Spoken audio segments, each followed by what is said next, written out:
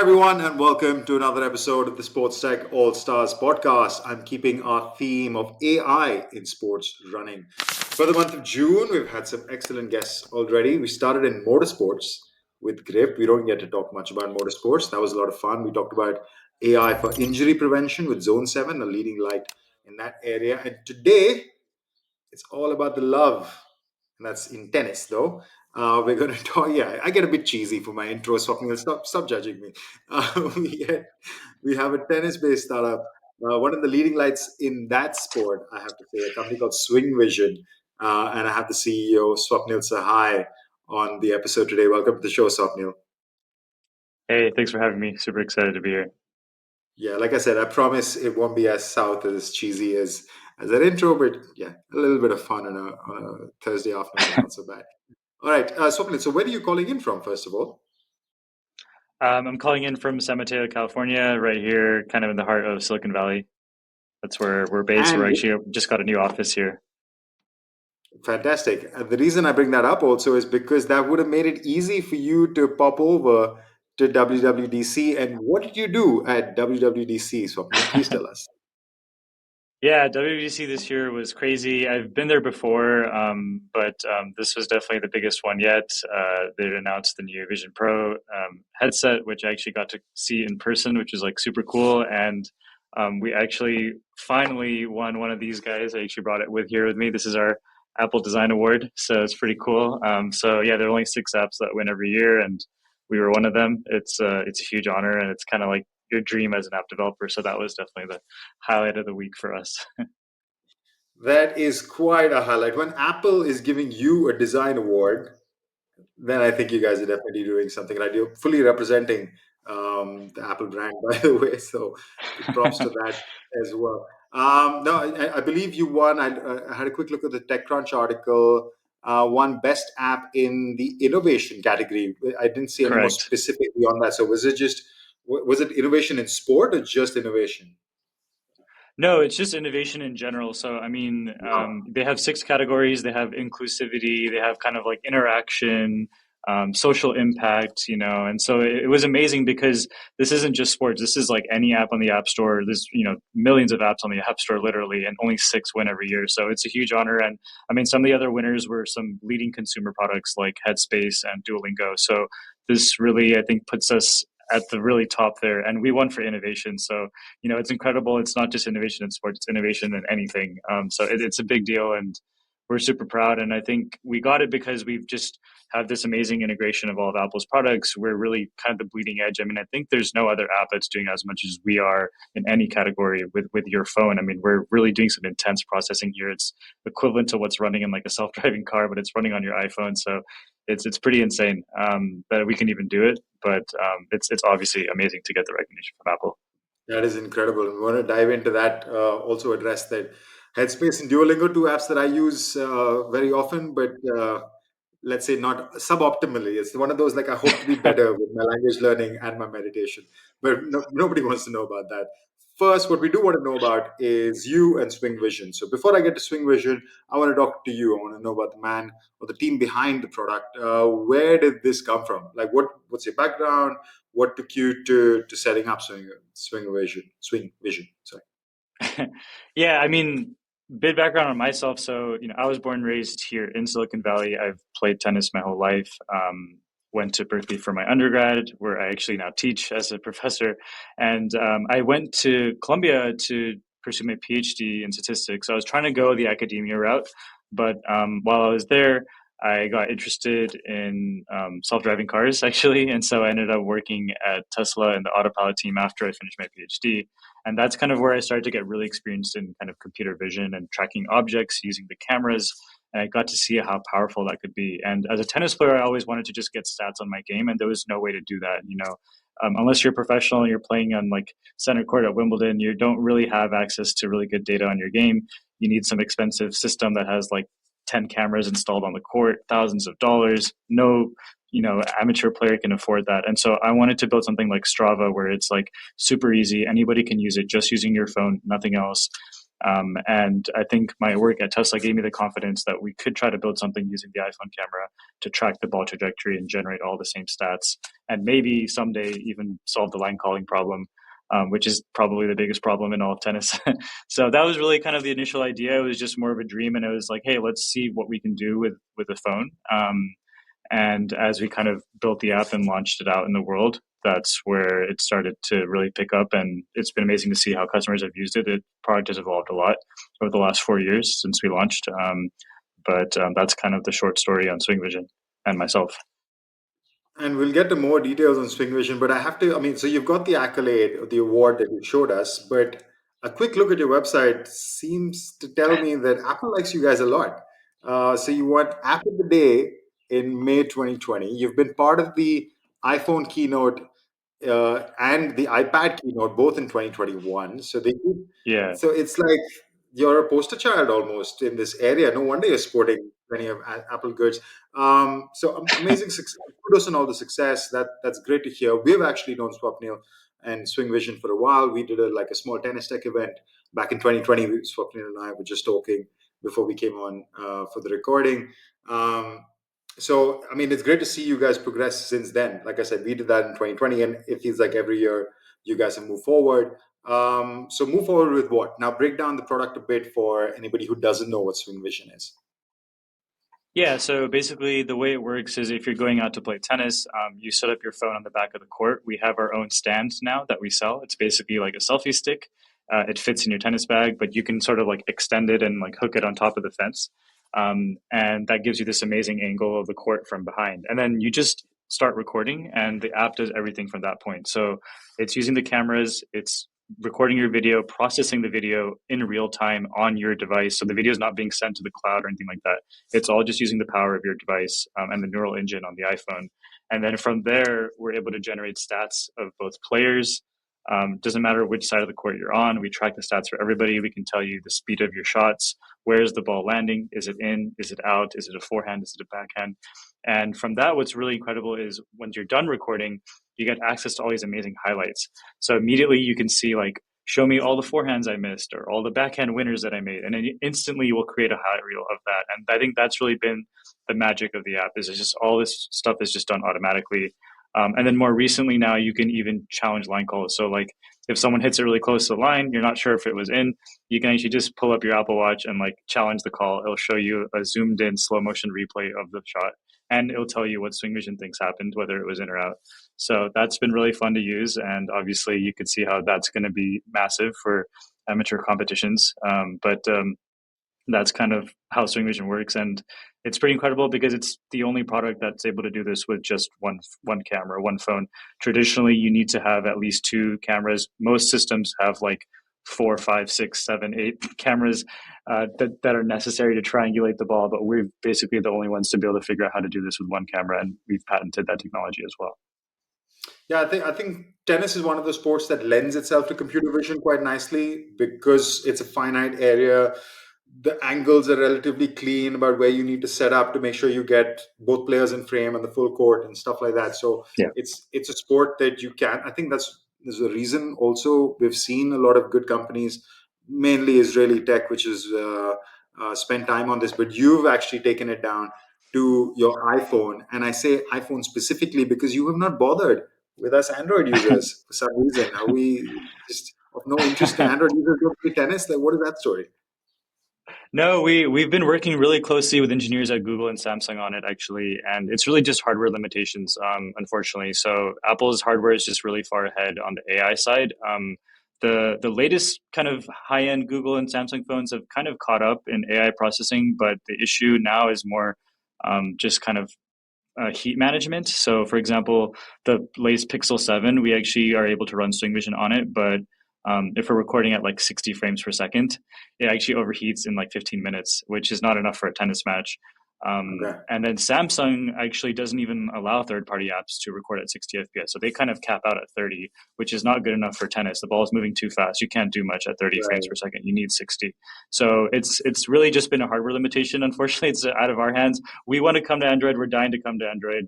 But we just haven't been able to do it, and it's sort of it's going to happen eventually. But I think we have to just wait for the hardware to get there and the software to support it as well. It's That almost is there super. though, I feel. Sorry, sorry to interrupt, but that's super interesting to me. The fact that you found Apple technology able to support what the computing power that you needed three and Yeah. a half years ago. For the same, I don't Yeah. know when you started Yeah. officially Yeah. like experimenting, like say 4 or 5 years ago, perhaps. And till today, as you pointed out, the Google Pixel 7 still can't handle that load. That's a bit insane almost. It is crazy. I mean, like literally, you can run SwingVision and do real-time line calling all the way back to iPhone 11. I mean, we're on iPhone 14 now. It's been a while. It's crazy. It's like 4 generations of iPhone essentially. So yeah, and actually, it's funny. Like so many Android customers, especially outside of the US, they'll just buy an iPhone 11 because it's so cheap now. You can buy an iPhone SE for like $150, and it's so cheap, and then you can just use that. So a lot of people are just buying iPhones to use SwingVision. I get emails pretty much like every day about this. It's incredible. But we will go to Android eventually, as soon as we can. So Yeah, I feel like you're dodging Android. Like I'm trying to dodge this weird light in my face. I've really set up, I've really set up horribly today. Sorry, I was in a bit of rush. So, audio listeners, you don't have to worry about it. But people who see this on video will be like, "What is he doing with that light?" It's just natural light, and the sun is moving in the sky. So I can't help it. Sorry, guys. All right. Let's keep chugging along. We talked about Swing Vision. You've obviously had a lot of successes within the Apple universe. We've covered the awards and stuff. I know you also raised around, was it last year or the year before with Wildcard yeah, Ventures? from Wildcard, that was actually towards the end of 2021. So it's been some time since then. But yeah, that was our seed Yeah. round. We raised $2 million from them. So that's Wildcard Ventures, which is Tennis Australia. So they've been an amazing partner. We met them initially through our TechStars Accelerator program that we went through in 2020, which is back when we spoke. And so yeah, it's been an incredible journey with them there, and we've just been chugging along since then. But it's been pretty exciting. Yeah, we actually had a call. Well, we featured Walter Ventures and Marka Reed on this podcast. We Right. did that in March, I believe. So go check out that episode if you haven't heard it already. So you've had these awards. You've obviously got a really good investing partner who is basically the owner of tennis or one of the major opens as well. What has been some of the key successes beyond this that you've really felt that have been that have given you more hope to drive the company forward? Are you raising another round? Have you closed some big partnerships? What else have you guys been up to? Yeah, I mean, I think like the biggest traction has just been, on the customer side. We have a consumer subscription model, and so we've surpassed like over 10,000 paying subscribers, Wow. like late last year, and we also started getting used in the college market. So we have nearly 100 Division I tennis teams in the U.S. that are using SwingVision and paying for it, which is pretty exciting. We have like all the top teams you've heard of: Harvard, Stanford, Yale. All the top schools, Berkeley. So that's really exciting to see that recognition and also just the adoption in the market. And I think it's just amazing to see how like it's really fulfilling the dream we had, which was we wanted to bring that Hawkeye technology to everybody. And you're seeing that in our customer base. You're seeing like the weekend warrior who's just playing, after work or playing on the weekends, or the junior who's like trying to go into college or playing high school, or the actual Division I player. I mean, it seems like SwingVision has something for everybody, which is exactly what we intended to do. So it's been nice to sort of see just the scope of the product and the adoption. And obviously, we have a lot more work to do. We're still super tiny. I mean, there's 90 million tennis players in the world. So it's a lot of people to get to. So we got a long way to go. And there's additional sports that we want to try to tackle too, which we're going to start to do this year. Um, but overall, I think those have just been the big points for us, is just hitting some of those revenue milestones, customer base milestones, showing that we've actually built a product that people will pay for. It's not just one that people will use for free.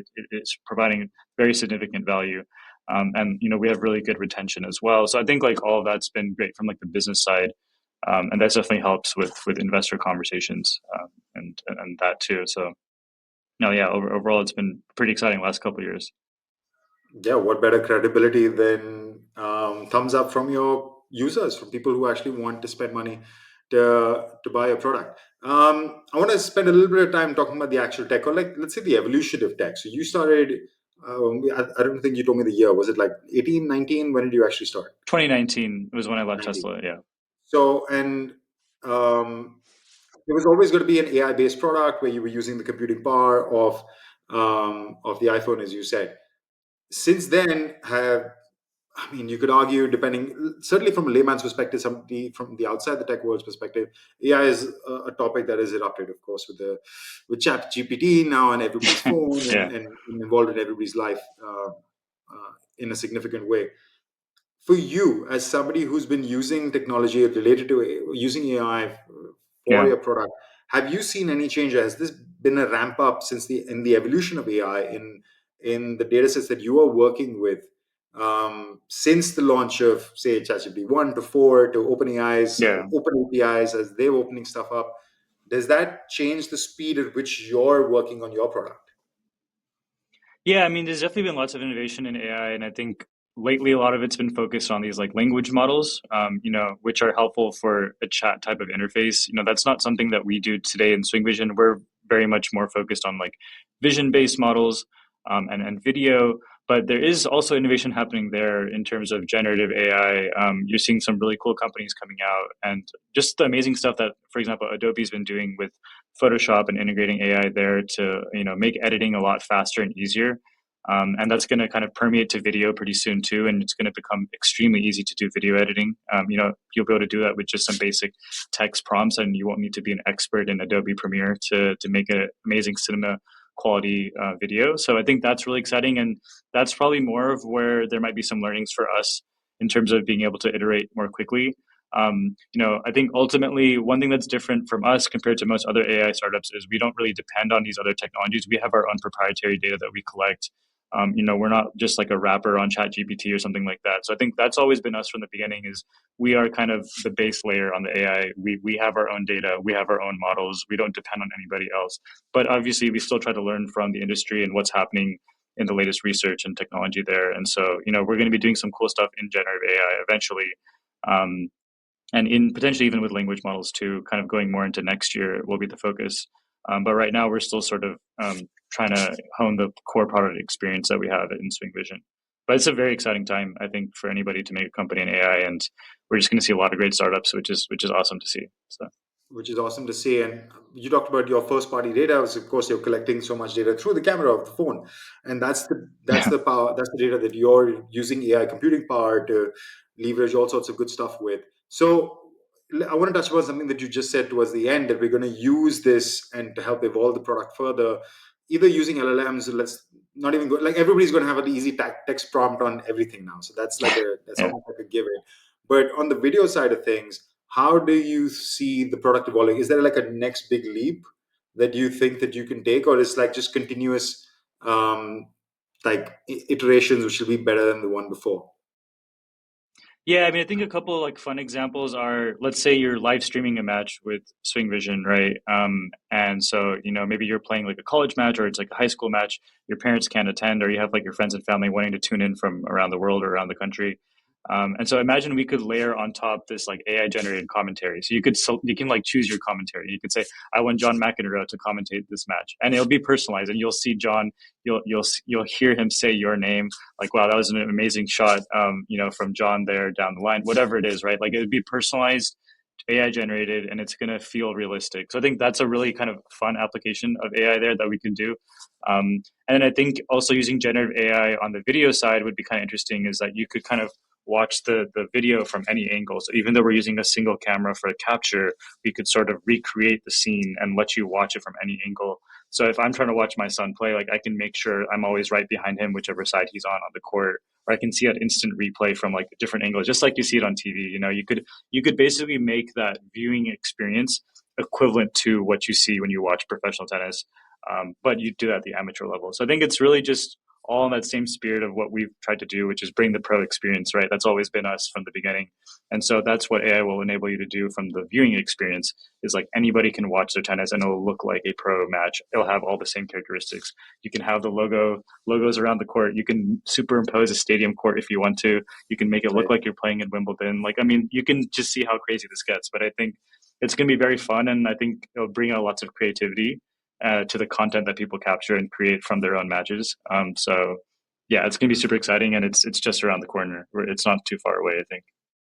And well, just around the corner for you guys, we've already seen what you just talked about. Quickly to address, like the AI commentary thing, like as part of the series, I really wanted to get the guys from IBM on the series because they did. I don't know if you saw their partnership with the Masters, the Golf Masters, and they did AI commentary for for the PGA Tour Masters, which is when you imagine, like obviously there are what 300 odd golfers on the course at any point in time. You can't get to follow everyone. You can't. It's just impossible to have commentators suddenly, even if you get the camera to follow a bit. But press the red button. You want to follow your player. Now you can have AI commentary to follow your player. Like that was a really nice use case. I love the AI commentary thing. We actually messed around with the debate. It looks a bit fun. And the 3D imaging That's cool. is also a super fun one where you can take every court, every player, and obviously do immersion in the viewing experience, which is a really interesting use case as well. So I think the directions that we're heading in are it feels almost like limitless in one way, but also limiting clearly because something as Hmm. basic as hardware for Android is not up to where you want it to be, which is like a Yeah, big reality check on one side, but on the other side, you're for like, sure. hey, let's do this 3D immersion and let's play, Wimbledon on Mars kind of thing. Both are weirdly equally possible, which is a fun moment that we're in. Yeah, I mean, it's an interesting point you bring up there. It almost feels like there's sort of like a dichotomy in like the experiences people will be able to have potentially, Yeah. right? Because you have this technology that's advancing so fast. The hardware is not really able to keep up necessarily on everybody's devices. So you might have these like differing experiences. But I mean, I think it's all just a matter of time, and hardware will get better everywhere. And just some people will get the technology a little bit sooner than others. But hopefully, it will permeate to everybody, and everyone will have that same universal experience one day. Yeah, starting with people who have $3,500 to spend on a VR headset, which I mean, I would put it at a business expense, but I'm not going to buy one for my daughter. Probably, you know what I mean? Like there is a Yeah. difference in that. All right, fantastic, but yeah, good to see. Like that's where I'm usually most interested in talking to the founders as we've been doing through this episode. Like, how have you been using AI till now? Which I think is fairly clear that you've been using it to just be better with processing your data sets, get more accurate insights, and present that to the user. But like, what next? Because now it seems like there's so much more possible. And for you, like the commentary and the 3D imaging stuff makes a lot of sense. All right, let's talk about that. Like, what's coming up for you guys in the next few months, a year or so? Like, what's on the horizon?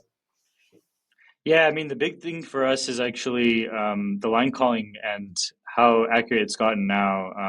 We're actually doing a pilot this summer. So here in the US, there's going to be some sanctioned tournaments, junior events that are going to be completely officiated by SwingVision, which is going to be unreal because all of Oh, those wow. events have never had any sort of officiating. They can't afford umpires even. They can't afford to pay somebody that much on that many courts. And so, these are events where historically the players have called the ball in or out themselves, which leads to all kinds of issues and problems and arguments and parents getting upset. And it's just like, it's not fun. And so we're really going to improve that experience by, I think, 1,000x.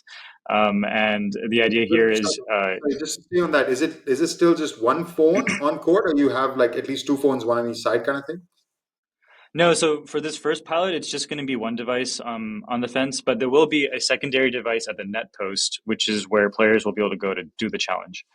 So they'll be able to kind of interact with the technology and kind That's of not tracking administer a anything. challenge that That's way. just that's just for the interaction. Yeah, correct. Yeah, it's not tracking anything, just for interaction. And if we want to, like, we can eventually build a system that would have like one on each side.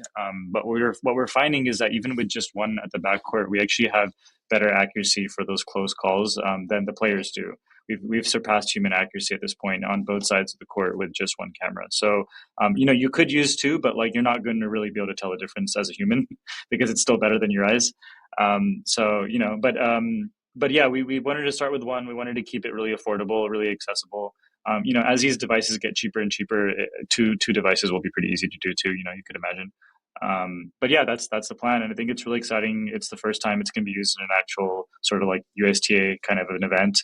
And for these kids who are playing, I'm super jealous that they're going to have this technology. I definitely wish I had it growing up in some of those competitive matches. So it's pretty exciting, and we're hoping that this is going to be kind of a proof point. We're going to try to, just nail the user experience here by the end of the summer, and then kind of going into next year, hoping to roll this out to, hopefully, more and more tournaments around the country and eventually around the world.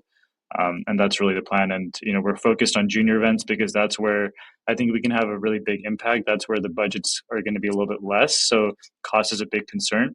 I think that's also where live streaming has a big potential, because especially if you're a top junior going around the world or the country, your parents can't come with you everywhere. So there's a big demand there to be able to watch these streams from the family.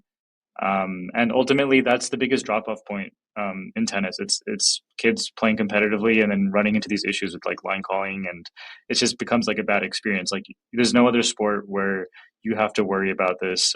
Tennis is basically the only sport where there are no refs, even at the junior level. You think about basketball, baseball, all these sports, they all have umpires. Even if you're playing little league in middle school, you have an umpire, but somehow in tennis there's like nothing. So I think there's a big need there for this solution. So we're really excited to finally be able to do this, and yeah, just can't wait for everyone to be able to use it eventually. Well, you talked about ramping up the user experience. I would imagine you'd also probably have to ramp up your customer service, maybe your legal side as well, because those angry parents, they need somebody to vent, man. When the kid is lost, the parents don't want to start shouting it at the wall, like they need to shout. So maybe That's SwingVision, true. unfortunately. But just quickly a follow up on that. So you mentioned that this is line calling and also live streaming. So is it the same device that is doing both simultaneously? Right. Yeah, Wow. it is insane. It is So one it device is. doing everything. Yeah. And this is an iPhone 11 or 12, whatever. So it is completely capturing everything that it needs to on court, and the players are interacting at the net and whatever to make their calls. At the same time, it's pushing the feed out to whoever wants to grab the broadcast. Yeah. Now, I mean, logically, it would be the same camera, but it's just that all that computing power just in that phone is what's like. If this is a big device, I'd believe it, but just on an iPhone, Jesus, Yeah, it's well, I insane. mean, I guess to be fair, we will probably use iPad minis here just because we do need Okay. longer battery life. There might be multiple matches in a single day on a single court, so it's not, I don't think an iPhone could do all of this, for so long, but I think an iPad mini can comfortably do it, which is still not bad. It's like a $500 device, and it's incredible that you're replacing what previously required multiple cameras, multiple camera operators, and then also you needed like a server of some kind to process everything, and then potentially an umpire. I don't know. It's amazing, and so you can just do this all with this device, and this device is only going to get cheaper every year, right? So it's just going to get more and more accessible. So yeah, You, super excited. I have, I have to give you, I don't know if I should give you props or brickbats or what, but you're the first person to make me actively feel bad about always having been an Android user and not like willing to push that. No, I don't want to get into the Apple ecosystem or whatever. Like these devices are amazing. And I switch between my OnePlus and my Pixels and mess around with that. And, and no, I shouldn't talk is what I'm saying. But no, that the fact that you at least need an iPad makes me feel but yeah, better. But let's not talk about that. All right, Swapnil, it's been an absolute pleasure, man, chatting with you. It's been a lot of fun. I'm going to give you my last question, which is the one I like to end the podcast on. It's I always believed we're sports fans first, beyond being entrepreneurs and people who are fortunate enough to work in this industry. So, what has been your favorite sporting moment? Either one as a fan or maybe one as an athlete from that. Yeah, what would you like to Yeah, I share? mean, I think as a fan, like I grew up watching Federer, like he's my favorite, and I think like I'll never forget Australian Open 2017 when he beat Oh, Nadal in five sets. Rafa. That Oh, final, I remember being in New York. I flew back to New York because I was in grad school at the time. That was my last year up at Columbia, and I stayed up till, I don't know, it was probably like 6 a.m. watching that match, and all of my friends were in California watching it. It was like 3 a.m. for them, and that was just such a gift because at that point, I mean, he's given so much to his fans, and he didn't need to go and have that another amazing season that he had that year. But that was just such an amazing gift to like see him win that one last kind of like epic match, and he won a couple more slams after that still. But like that was like the last big one, I feel like, and so that was like the favorite for me. That was so cool to see. I'll never forget that. So definitely miss him playing on the court. But now I'm watching Alcaraz, and so I still got a new person to follow now, which is fun. I think the word you used was super apt. It was a gift for fans. I remember watching that. Yeah, we were on holiday in Europe, and think it was in Barcelona or something, and there are people huddled everywhere. Like you could just feel the energy. Because I'm in Spain, obviously in Barcelona. I remember the energy around for Rafa, and we're like in this corner cheering for Roger. But I mean, no hate on Rafa. He's absolutely incredible. It's been Of a gift course, yeah, to watch these athletes perform at the level that they yeah. have. Swapnil, it's been amazing to watch you on your journey so far. Long may it, like keep kicking butts, and keep us posted on how things go. Hope to hear from you with more awards maybe next time. Yeah, hopefully. No, I appreciate it. Thank you so much, always for the support. It's always great talking to you, and I'm sure we'll do this again soon. Yep, I hope to soon. As always, that's another one of our AI in sports conversations done. Tennis was the theme for today's episode, and I think we had a good one. All right, I don't even remember what we have next, but we have two more really good episodes in this series. And the month, and for the July, actually, we've just started conversations, booked our first couple of guests. We're going to focus on sports tech for women's sports, not sports tech for women. It's sports tech for women's sports, and how tech can help engage and bring women's sports to wider audiences and all the layers within that. We've got some investors, got some startup founders, got some initiatives, got a really nice lineup for that as well. So more to come in AI and sports, but stay tuned for that topic in July as well. All right, see you guys next week. Ciao.